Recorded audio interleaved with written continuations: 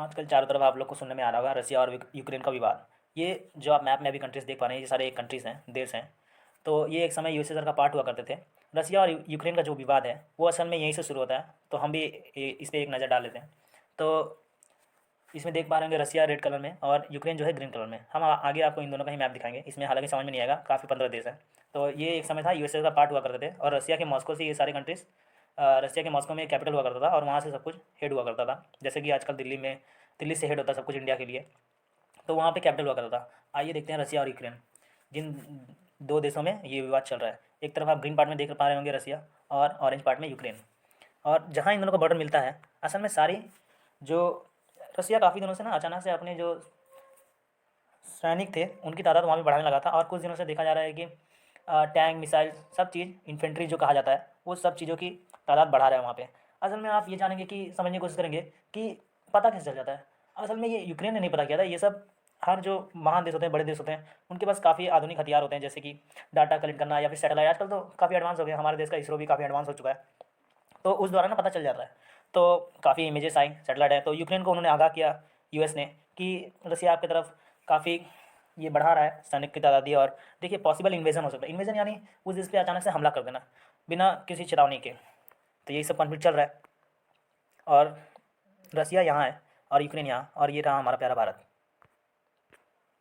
तो आप जैसे ये डिटेल मैप है, इसमें आप देख पा रहे होंगे रसिया जो कि येलोइश ऑरेंज में है, और यहाँ पे यूक्रेन, और यहाँ पे कीव उसका कैपिटल, और यहाँ मॉस्को रसिया कैपिटल, और ये क्रीमिया। ये असल में कहानी बताने का मतलब ये है कि 2014 की बात है, जब क्रीमिया को रसिया ने इन्वेड कर दिया था, यानी कि अचानक से हमला बोल दिया था। ये काफ़ी विवादित जगह है, यहाँ पे एक्चुअली क्लियर नहीं हो पाया था। जबकि हालांकि जैसे कि आप देखेंगे कोई भी देश अगर बिखरता है तो उसमें हर दो देश में हमेशा कन्फ्लिक्ट बनी रहती है, क्योंकि कभी क्लियर हो ही नहीं पाता कि किसका कितना जियोग्राफिकल एरिया है या है नहीं।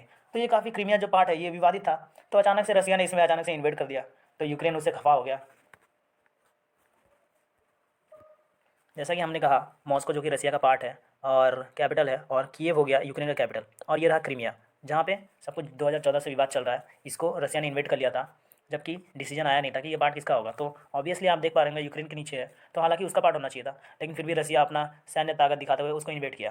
मतलब शक्ति प्रदर्शन करना चाहता था एक तरफ से। और ये काफ़ी एक तरह से आप कह सकते हैं कि काफ़ी खच्चर देश है। हर समय जो भी बड़ा देश होगा आप देखते होंगे उसको हर समय की हमेशा शक्ति प्रदर्शन करता था। आजकल जैसे चाइना, इंडिया काफ़ी शांत देश है, इसलिए वो अभी कुछ भी एडवांस हो चुका है, काफ़ी उसकी इकोनॉमी बूम पे चली गई है, फिर भी कुछ भी हो तो वो शक्ति प्रदर्शन करते हैं। क्योंकि जहाँ के पास आप देख रहे होंगे अमूमन आपके आसपास के लोगों में भी कोई देखेंगे जिम विम करके बॉडी बना लेता है, तो वो हमेशा शो ऑफ करने की कोशिश करता है। तो ये देखिए कंट्री है क्या, कंट्री एक लोगों का समूह है। जितने लोग रहते हैं, जैसे लोग रहते हैं, तो वैसा ही एटीट्यूड होता है कंट्री का भी।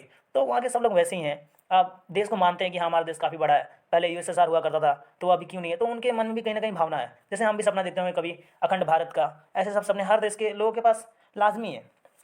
इसराइल भी देखेंगे कितना छोटा देश है, लेकिन वो भी सपना देखता है ग्रेटर इसराइल होने का। तो ये सब हर देश में कॉन्फ्लिक्ट होते रहते हैं। तो सपना देखना देखिए हर किसी का लाजमी है। अभी कोई भी देश सपना देख सकता है विस्तारवाद होने का, हर देश के अंदर ये सपना है। हमारे मोदी जी ने कहा था कि विस्तारवाद की जो नीति है या फिर सोच है ये काफ़ी गलत है।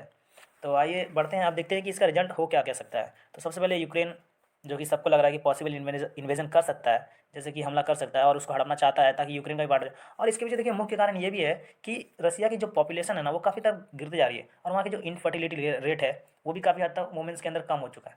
तो देखिए हर देश का जो इनफर्टिलिटी रेट है ना वो 2.1 होना चाहिए, जबकि रसिया की इस वक्त चल रही है 1.5। यानी कि हर एक माँ पे, यानी कि हर एक औरत पे 2 बच्चे पैदा करने की क्षमता होनी चाहिए, और वो 2 बच्चे पैदा करनी चाहिए। तो ऐसा नहीं हो रहा है, वहाँ की इनफर्टिलिटी रेट हो चुकी है 1.5। मतलब जितने काम करने वाले नहीं है उससे ज़्यादा बूढ़े हैं या फिर बच्चे हैं। मतलब सोचिए जो कमाएगा वो तो बस खाली इधर उधर ही खर्चा हो जाएगा लोगों को पालने में ही, तो फिर देश का विकास कैसे होगा। तो रसिया इस तरीके से उस पर इन्वेजन करना चाहता है, और यूक्रेन का पॉपुलेशन है 4 करोड़, तो इन्वेजन करके उस पॉपुलेशन को अपने अंडर लेना चाहता है। आइए देखते हैं कि अगर विवाद हो जाता है या फिर बात आगे बढ़ जाती है और वॉर तक सिचुएशन आ जाता है वर्ल्ड वॉर 3 के, तो देखते हैं किसके सपोर्ट में कौन है कौन। जैसे कि आप रेड पार्ट में देख पा रहे होंगे, ये है रसिया जो कि यहाँ पे है, और सारा हमारा जो कॉन्फ्लिक्ट चल रहा है इस बीच में, सारा जो कॉन्फ्लिक्ट है हमारा यहाँ पे चल रहा है। ये रेड पार्ट में देख पा रहे होंगे कि ये है रसिया और ये हमारा यूक्रेन, यहीं पे सारा कॉन्फ्लिक्ट चल रहा है। और फिर हम आ जाते हैं, ये जो आप ब्लू पार्ट में देख पा रहे होंगे ये सारों देश कहलाते हैं कि नाटो। नाटो यानी नॉर्थ अटलांटिक ट्रीटी ऑर्गेनाइजेशन, जो कि अमेरिका द्वारा बनाया गया था, जो कि शक्ति प्रदर्शन करने में हमेशा अपने आप को आगे रखता है। ये देश आप देख पा रहे होंगे, ये दिख रहा है, ये है यूएसए, और इसके ऊपर हो गया कनाडा, और यहाँ पे हो गया ये सब, ये ग्रीनलैंड, डेनमार्क, जो कि डेनमार्क का ये देखिए यहाँ बहुत मजाकिया बात ये हो जाती है, ये जो इतना बड़ा आपको पार्ट मैंने दिखाया, ये गमन करता है यहाँ का एक छोटा सा देश जो कि है डेनमार्क। ये देखिए, ये देख पा रहे होंगे डेनमार्क। तो ये गमन करता है डेनमार्क इसको।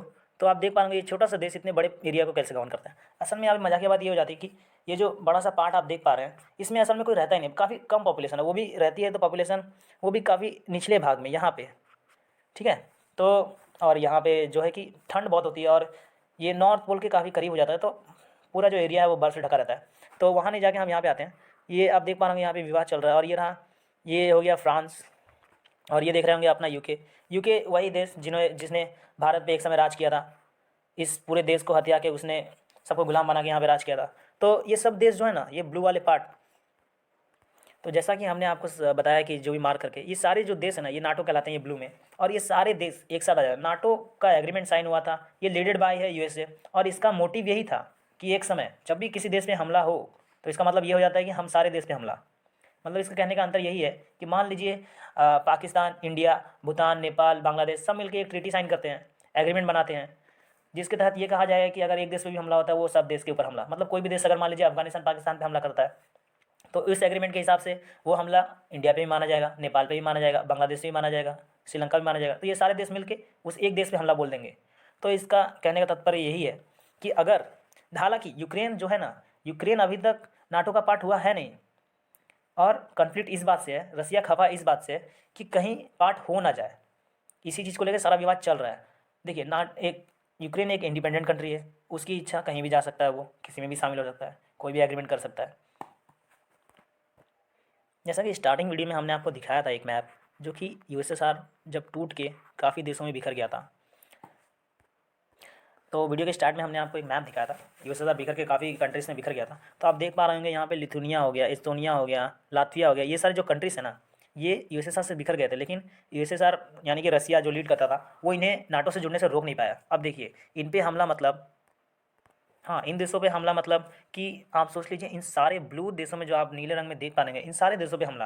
तो समझिए, अगर इन अपने ही एक पार्ट को रसिया नहीं बचा पाया, तो सोचिए वो उस वक्त कितना ही, मतलब उसके अंदर काबिलियत नहीं होगी या क्षमता नहीं होगी कि रसिया एक समय अपने ही पार्ट को बचा नहीं पाया। तो इसी चीज़ को लेकर काफ़ी व्याकुल है, और वो यूक्रेन को किसी भी, कोई भी दम पे अपने मतलब हद पार कर देगा, लेकिन वो नहीं चाहता कि वो नाटो का पार्ट हो जाए। क्योंकि एक समय था जब कोल्ड वॉर का ज़माना हुआ करता था, और ये जो यूएसए है ना, ये चाहता था कि पूरी दुनिया इसकी बात सुने, इसके हिसाब से चले, इसके कल्चर में ढले। और कोल्ड वॉर के ज़माने में एक समय था जब रसिया भी यही चाहता था, और इसी चीज़ को लेके इन दोनों में काफ़ी विवाद हुआ था। और कोल्ड वॉर इनमें पूरे दुनिया बढ़ चुकी थी, वो एक अलग टॉपिक है। आइए देखते हैं इनके मुख्य कारण। मुख्य कारण यही है, सबसे पहले आप स्क्रीन पर देख पा रहे हैं प्रेसिडेंट ऑफ रसिया पुतिन को। ये इतने ही चालाक हैं, मतलब क्या ही कहें। इन्होंने ही क्रीमिया पे इन्वेजन करा के, एक समय था जब ये प्राइम मिनिस्टर हुआ करते थे, लोगों का चाहिए था, तो अब क्या किया इन्होंने कि क्रीमियन पार्ट पे इन्वेजन करा के बोला कि आतंकवादियों ने हमला किया है, और अपने ही सैनिक भेज के लोगों में ये छा गए, उनके चहीते बन गए। प्रेसिडेंट बनने का इनका तरीका था, हालांकि वो सब काफ़ी विवादित रहा कि किसने कराया किसने नहीं कराया। तो स्क्रीन पे देख पा रहे हैं यही बड़ा चच्चा, इन्होंने ही, इनके पूरे कॉन्फ्लिक्ट के पीछे यही हैं। ये देखिए रसियन सैनिक हैं, आप स्क्रीन पे देख पा रहे होंगे। देखिए सब लोग कहाँ देख रहा है, और इसको देखिए कहाँ देख रहा है, ये अलग है, कुछ देख लिया, लगता है लड़की उड़की देख लिया, ये उधर देख रहा है, काम पे मन ही नहीं लग रहा है इसका। देखिए लड़की नहीं तो कम से कम पुतिन साहब का लगता है कि बीवी को देख लिया, वाइफ को देख लिया लगता है, तब है उधर देख रहा है, सोच रहा होगा कितनी सुंदर है, कहाँ करे। देखिए काम पे मन ही नहीं है, सब लोग कहाँ देख रहा है, उसको देखिए टेढ़ा होकर अलग अलग जगह ही देख रहा है। ये देखिए सब सैनिक तैयार हैं, और ये पुतिन साहब आ रहे हैं। ये देखिए बीच में पुतिन साहब, और ये आर्मी जनरल, और ये आर्म फोर्सेस का जनरल। तो आ रहे होंगे कहीं से मीटिंग करके विवाद करने के लिए, कब इन्वेजन करना है कब नहीं करना है। देखिए कैसे, इसको देखिए नहीं कैसे काँप रहा है, शकल पे दिख रहा है डर के मारा। अब पुतिन साहब अपना एटीट्यूड तेवर में घमंडी, हो सकता है ठंड के मारा वही सब काँप रहा हो, शकल सूखा है सबका, इतना ठंड तो ऐसे ही पड़ता है, बर्फबारी आपको चारों तरफ दिख रहा हो। और ये देखिए आर्मी जनरल इस सबसे हाथ मिलाते हुए, ये सब वो सब नेशनल डे का ही सब है, जैसे इंडिया में इंडिपेंडेंस डे होता है वहाँ भी मनाया जाता है शुभ समारोह। अब डिटेल में ये जानते हैं कि किस पार्ट को लेके एग्जैक्टली विवाद चल रहा है।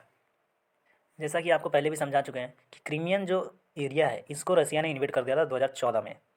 अब देखिए, अब यहाँ से इंटरेस्टिंग काफ़ी ये हो जाता है बात जानना कि रसिया के सपोर्ट में ये पूरा यूक्रेन है, लेकिन रसिया के सपोर्ट में ये जो लुहांस्क ओब्लास्ट और डोनेट्स्क का आप देख पा रहे होंगे, ये सारा एरिया जो है ना, इसकी जो पॉपुलेशन है ये सपोर्ट करती है रसिया को। सपोर्ट किस हद तक करती है, मतलब ये मिल जाना चाहते हैं रसिया से, रसिया का पार्ट हो जाना चाहते हैं। इन्हीं की वजह से रसिया को आज इतना कॉन्फिडेंस आया है कि सिर्फ इसको इन्वेस्ट करके अपने पार्ट में नहीं मिला के पूरे यूक्रेन को मिला लेते हैं, और इससे पॉपुलेशन भी बढ़ जाएगी। जो काफ़ी हद तक प्रॉब्लम है रसिया की पॉपुलेशन की, वो भी कम हो जाएगी। जब इतना पॉपुलेशन मिल जाएगा, वर्किंग फोर्स मिल जाएगा रसिया को।